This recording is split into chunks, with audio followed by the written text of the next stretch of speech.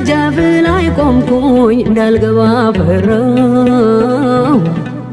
በደሌን ሳትመዝን ግቢ ብትለኝ ኃጢአቴ ከበደኝ አላራመደኝም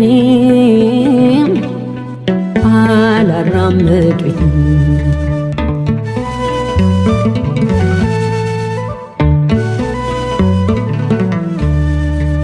የሰው ዕድሜው እኮ አጭር ነው ጥቂት ነው። እንዴት ነው ሳላውቅህ ዘመኔ ያለቀው? ጉብዝናዬን ዓለም ስቃ ተጫውታበት እንዴት ብዬ ልርገጥ ደጅህን በድፍረት? ፈራሁ ልግባ ወይ አልግባ